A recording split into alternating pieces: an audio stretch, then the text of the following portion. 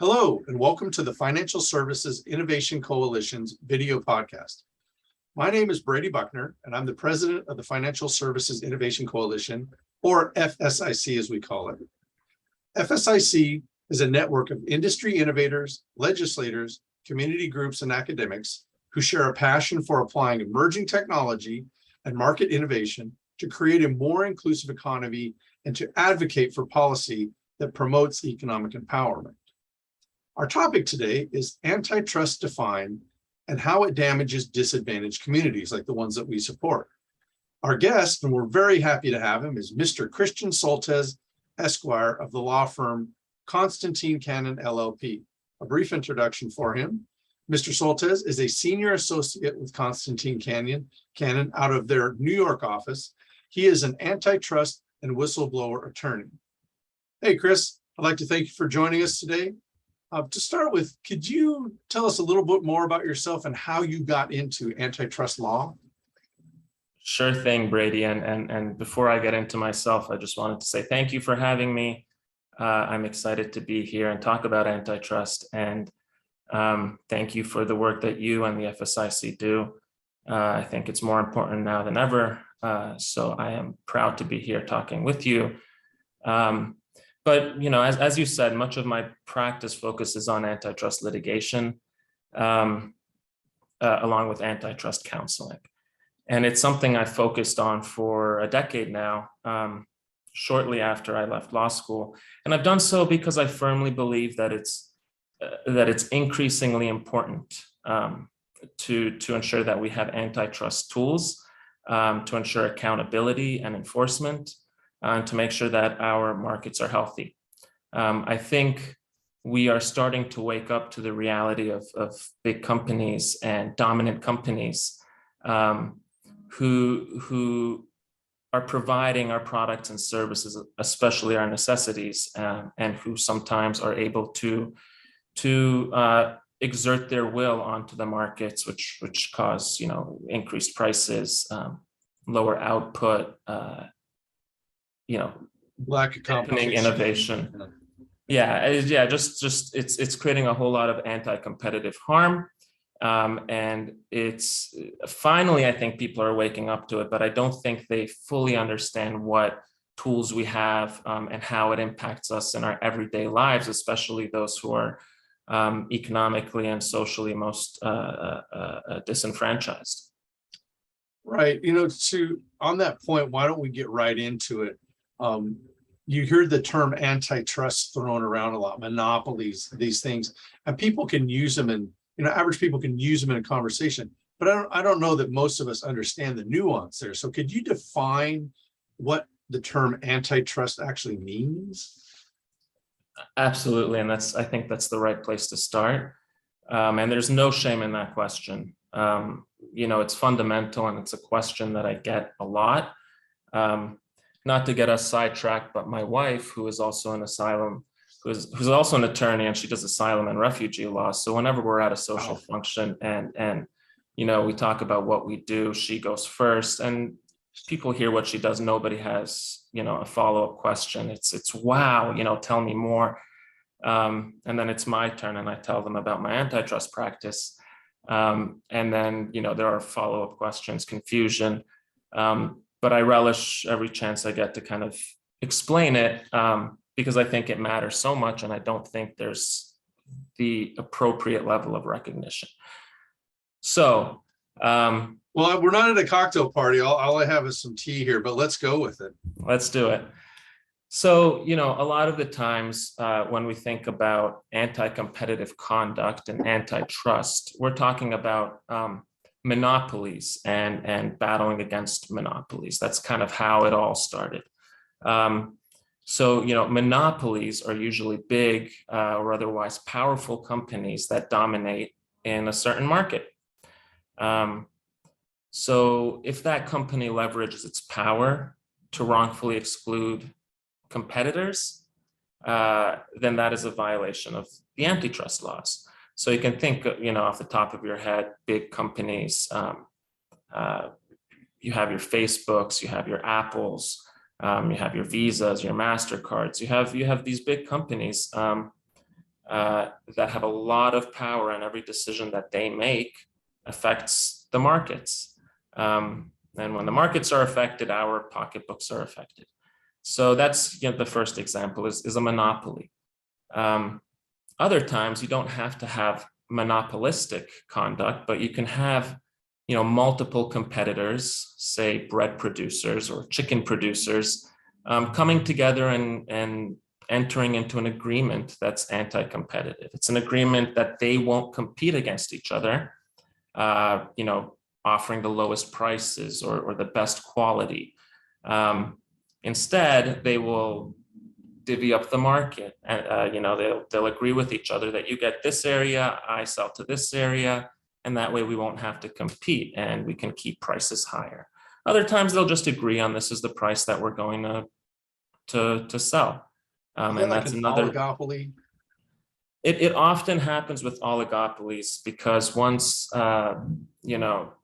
two or three powerful competitors, they might not be monopolies, but they might be powerful competitors, and if they make an agreement, it really sets the price for the whole market. And so you'll see that these kind of agreements not to compete between competitors, they often occur when there are few competitors.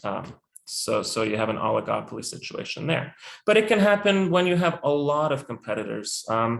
It's sometimes multiple competitors will enter into a situation where they agree to create a network among themselves, and this network will create the rules. And sometimes those rules are anti-competitive. So sometimes you see that with banks. There are a lot of banks in the United States. That doesn't mean they can't create payment card networks where certain rules are designed so that they don't have to compete. And, I think that's probably something I'm going to talk about in a little more detail. But suffice it to say, you have monopolies, you have agreements not to compete. And then the final major category is mergers. We have laws that antitrust laws that prohibit mergers that could substantially lessen competition and harm consumers. Two big competing companies coming together to form a monopoly might not be in consumers' best interest. And that's why we have the antitrust law, so that we can police such mergers. We have agencies like the FTC that can investigate those mergers and see what the likely competitive or anti-competitive effect will be if they allow that merger to go through. So those are typically the types of antitrust scenarios that we have. But at the end of the day, the point is, when you have a robust, healthy marketplace of competing businesses who are competing to offer consumers, lower prices, better quality, greater access to their products and services, that's what a healthy society is. And you have antitrust laws and enforcers to ensure that we uphold that spirit. That's really the two of the big pillars of capitalism is competition and innovation. And when you don't have any competition, you don't have any innovation. And the example I like to use is the cell phone companies. There was a big handful of them, and the price wars were great for us consumers because they were trying to get you to come over. They were willing to make these crazy deals. And now it seems like they're merging more and more. And at some point, we're going to end up with two or three. And those deals are going to go away because then they can do what you said and just kind of say, it's going to be about $75 a month for this, $30 a month for that. And they're going to kind of do the same thing. And they're not going to be as incented to innovate, like I believe T-Mobile did, because I think that they had to stay competitive. So that's the example I use. But can you describe, in whatever detail you want to, the impact monopolies have on the average person and how antitrust activities can help? Absolutely, right. So I think I explained the theory of antitrust and how we kind of see it manifest theoretically. And now you're asking, let's break it down. How does the everyman and the everywoman get affected by And why is this good for all of us? That you're practicing what you do? Why is that good for all of us? That's part of the question. Right, and I think antitrust impacts every single one of us every day. You know, I'll say every waking hour, and I'm not even exaggerating. I think you know, the price, just to start with, the price we pay for our basic necessities, like bread, you know, our foods, our staples, our toiletries. You know, almost all of these industries have at some point been subject to some type of antitrust enforcement, questioning, you know, what is the price that consumers are paying and what should they be paying. So I can tell you, without antitrust, you know, the number of milk producers, there would be much less. It would be consolidated, and the prices that we would be paying would be higher. The same thing goes for seafood. I mean, you can just kind of Google any industry followed by antitrust, and you'll see how antitrust is policing these necessities. And, you know, one thing that I think is often undermentioned is that when there are these increases in price that consumers have to pay because there's a lack of competition and kind of the either the firms that have agreed not to compete or the dominant monopolist is keeping prices higher, it's usually the least economically fortunate of us that are being impacted the most, right? If there's a $1 increase in the price of bread, for example, you know, some people who are better off, you know, might complain. They might bat an eye, but they'll buy their bread, and it's not really going to affect their consumption. It might not. But contrast that with those who you know, count our dollars and cents, that actually matters. And now we might buy less bread, or we might, you know, try to find a different place where we can buy cheaper bread. Now, if there's a healthy competition in the market, we can find that alternative bread producer, and we can find some cheaper bread, and that's how this all gets policed. But otherwise, that person is seriously impacted if there is no you know, alternative. They just kind of have to swallow it. You know, I think, you know, going beyond just the consolidation in goods and services and high prices for simple necessities, there are a couple of other examples that I think are super interesting and super salient, especially now. And I think they kind of highlight, you know, why antitrust is so important in ways that we might not realize. So, you know, think about labor markets, for example. Usually when we think about, you know, competition and antitrust, we think about companies producing, competing with each other to give us lower prices or better goods. But you can also have anti-competitive activity in labor markets, you know, how we work, how employees work, where they can work. So when a firm has control and power over employees, over labor, over the workforce in a certain market, that's called monopsony power. So I talked about monopoly power, which is when you have dominance over a good or monopoly power and monopsony power. That's right, monopsony power. Monopsony. Okay, say that 3 times fast, right? Right. Okay, what is the difference then? So monopoly power is when a firm has control over a product or a service that they're selling. So, you know, in my bread example, my chicken example, monopoly power would be the dominant chicken producer.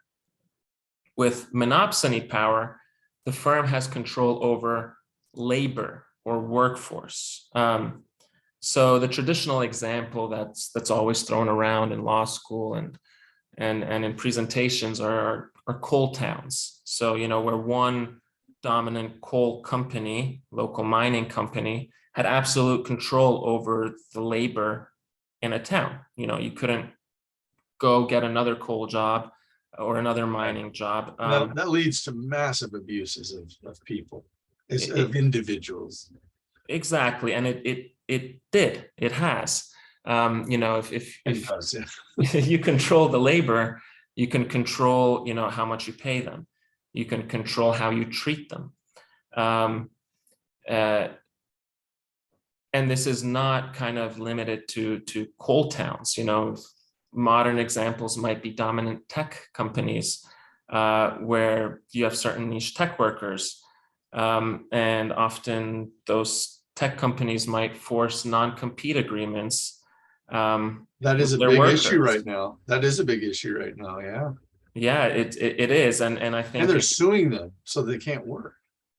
That's right. It's often those agreements force an employee who is leaving a company to not work in the same industry, and for many people who have spent their lives specializing in a certain work field, in a certain industry, that's really a non-starter. So then they have no mobility, and they're kind of stuck. They have this hard decision where they're kind of stuck where they are, or they have to go into a different industry, or they could fight back, because there are antitrust laws that are designed to police this as well. But it puts employees in a very difficult situation. Right, and I would say that I think the average American feels like the country is full of monopolies and monopsonies, if I'm saying that right, because it doesn't feel like the workers of this country, especially at, say, the base level or the mid-level, have had any control over what they do for a long time. A lot of that has to do with healthcare, but they just, every day that it seems like they're forced to make either unethical or yucky decisions because they don't want to lose their job. So the employees haven't had any power. And so recently, when the employees have had some power, it seems the first time in my lifetime that I can remember this happening. I won't say how old I am. No, I think you're right. I think that's true, and I think it's one of the reasons that I think people are waking up to this problem. They might not describe it in terms of antitrust, but it's a very real, tangible thing that people are feeling, which it's not good that it's happening, but it's good that people are the every man and the every woman are finally feeling this, because we absolutely need cognizance of the dangers of consolidation, of monopolies, of monopsonies, of agreements not to compete, of unhealthy mergers. We definitely need an informed citizenry to be able to kind of fight back. I mean, right, and we could do a whole episode on monopsonies. I mean, maybe if you're willing to come back, we can talk about that. But there's 5 other things that you've been talking about that I'd love to do a sub episode on. So let's jump forward a little bit. So you mentioned this earlier, that this affects, say, a certain level of people when it comes to socioeconomic levels. And why does this issue affect disadvantaged communities more than the average community in the US? And can you give an example? You've kind of maybe have already done some of that, but if you can do something specific. Sure. And yeah, thanks for coming back to that, because I think it all comes down to why we do what we do. And so I spoke a little bit about, I think the example of when there's $1 increase in the price of bread, that absolutely impacts, the least fortunate and the most disadvantaged communities. Just as a percentage of their income, $1 actually matters, because if it adds up into tens of dollars, that becomes a percentage of their weekly income. So yeah, I think for people who aren't used to counting their dollars and cents, for people who aren't used to living paycheck to paycheck, this is almost unfortunately removed from their minds in a way. But and I'm talking about the people who don't think twice about whether they're buying 2 or 3 Gatorades on any given day. But there are people who can't do that because, that's serious money. And when you kind of add it up day to day, it becomes untenable. So when you have small increases in prices, that's really where that those communities are really the ones that feel the impact and the burden of this. And,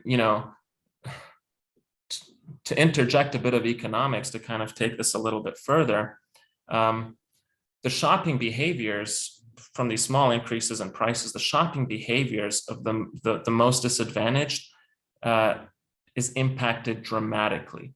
They're no longer buying bread every day for their family of four. They're trying to stretch it out for 2-3 days, and it's a very serious problem.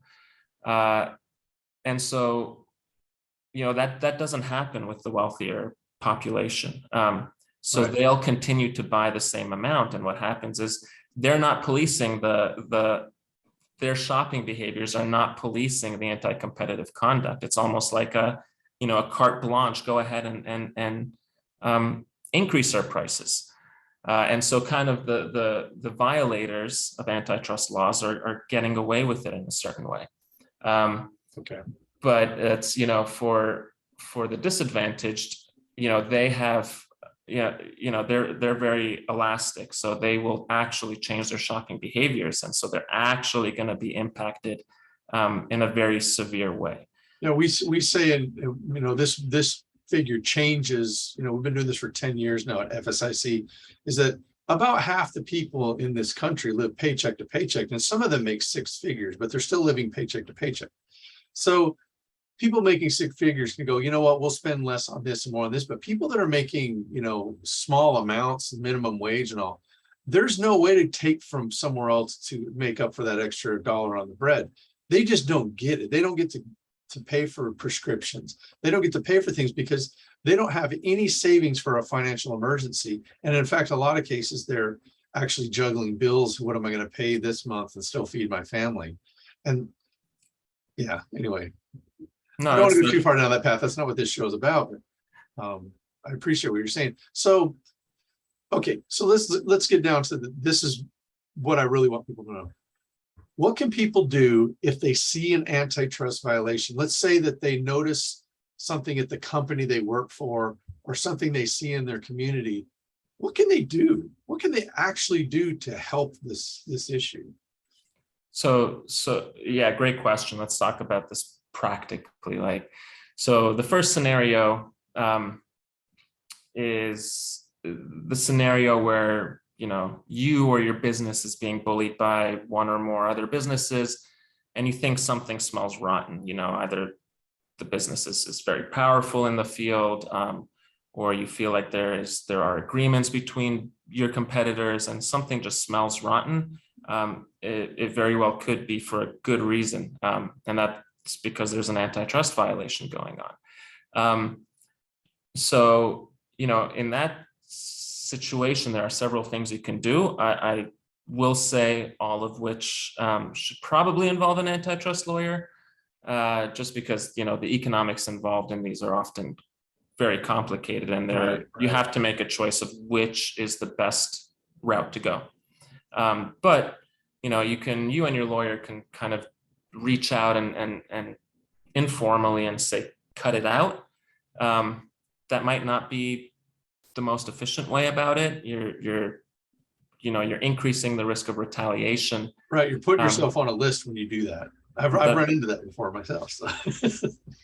There you go. So exactly what I'm talking about. You're almost showing all your cards and not actually getting anything serious in terms of a response, but you're absolutely exposing yourself to quite a bit of risk. Yeah, and your next performance review is going to be right. Exactly. Really hurt. Trust me. Again, I've been there. So sorry to interrupt you. You're fine. So then you can also go the government agency route. There are government agencies that are specifically designed to listen to consumers and businesses about potential antitrust violations. You have the Federal Trade Commission, the Department of Justice, and states have their attorneys general's offices, and they want to hear about this stuff. They want to know if something's going on that's impacting consumer welfare. And oftentimes those investigations are confidential, which kind of limits the risk of retaliation. And then your third option is the good old-fashioned lawsuit, where you can sue for either a change in whatever's happening, so the anti-competitive conduct isn't continuing. You could sue for money damages, which under federal antitrust laws are trebled, so it's triple, whatever monetary harm you suffered, that gets tripled. And while expensive, you can also kind of get creative in how you want to remedy the situation. And if there are a lot of people similar, or businesses similarly situated, also feeling the harm from the anti-competitive conduct, you can initiate a class action, and that could have massive repercussions throughout the markets. So there are definitely paths. If you are the one that's suffering from anti-competitive conduct.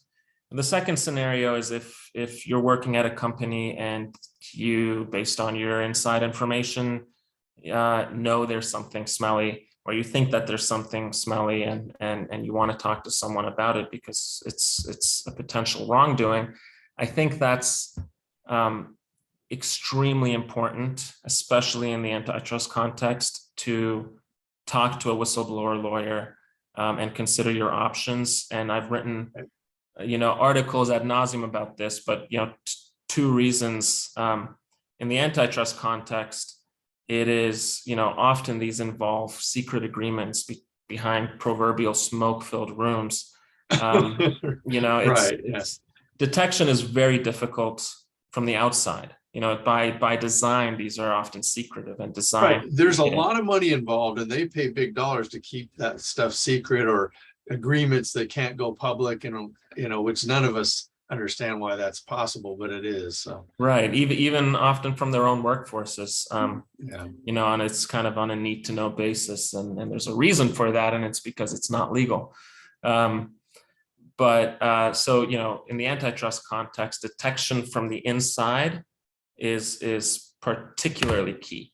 And then, couple that with this is number two, with the fact that, antitrust violations, as we spoke about, often impact, first and foremost, the most disadvantaged in our society. So if you see that there's something going on and the most disadvantaged of us, the ones who need our help the most, are also the ones who are shouldering all this bad stuff, you almost have a moral and social responsibility to reach out.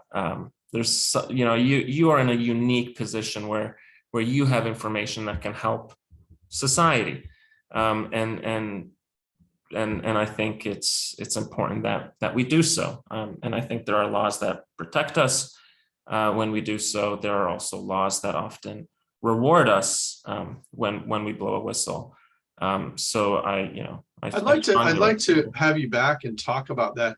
We don't have time today, but the fact is that a lot of people in our community are afraid to blow the whistle, but I think that you would have some ways for them to do it, that they could, because we see situations every day in the communities we support, and it's egregious, and there's nothing they can do about it because they don't have the knowledge to say, hey, this is an antitrust behavior, or I need to be a whistleblower. They don't understand that. And that's why we're doing these podcasts. So you spending your time here today is tremendously generous. Why don't you close us out with a little bit about, what's your website if somebody thinks that they have a situation, either an antitrust or a, whistleblower situation, that they can contact you to get a little bit more information, because they contact us and I would basically, send them to you. Just go ahead and do a little wrap up and tell us that information if you could. Sure. So, like I was talking about, I think the first step, if you're unsure if there's anti-competitive conduct, is reach out to a lawyer. We specialize in antitrust law and whistleblower law, so it puts us in a nice kind of unique nexus. But talk to a good lawyer. A good lawyer will go through the issues and whether you have an actual case of an antitrust violation or and how to not. protect yourself if you do something. So and that's why you want to talk to a lawyer. You want to make sure that, especially if you're, for example, blowing the whistle on potential antitrust conduct, you want to reach out to a lawyer earlier rather than later so that you don't do some of the missteps. Or if there's retaliation happening because you've already kind of disclosed some conduct, you want to get to a lawyer as fast as possible. But either way, if you have questions or want to talk more about this stuff, reach out to us. Anyone can reach out to you guys and to the FSIC and you'll let us know. Yeah, we'd be happy to relate. But your website's Constantine Cannon LLC, is that correct? We're ConstantineCannon.com. Okay. My email is ksoltes, SOLTES @ConstantineCannon.com. We're on LinkedIn. If you're curious about this stuff, if you're interested in this stuff, and I reiterate how important it is that we maintain a level of being informed and of staying interested as a citizenry. But follow us. We have an Antitrust Matters podcast. It's called Antitrust Matters. And we publish articles regularly on LinkedIn, on Antitrust Today. And we love to talk about what we do. We're all nerds in our field, so don't hesitate. And I'll put all these links in when I post this on our website and the different channels, I'll make sure that those links are on there. I appreciate that, Brady. All right. Well, I think that we should wrap it up on that note, and we're going to invite you to come back for certain. I just love hearing from the experts, and you truly are an expert, sir. So, before we go, I'd really like to thank you and the people like you that are part of the FSIC network, because you're really making an effort to promote economic empowerment, which we believe in, and also social justice, because we believe at FSIC that if all communities are allowed to participate fully in the economy is going to be way better off, and everyone's going to be way better off. So, Mr. Soltes, thank you so much. I really appreciate it. And for our listeners, thank you so much for listening today. Thank you.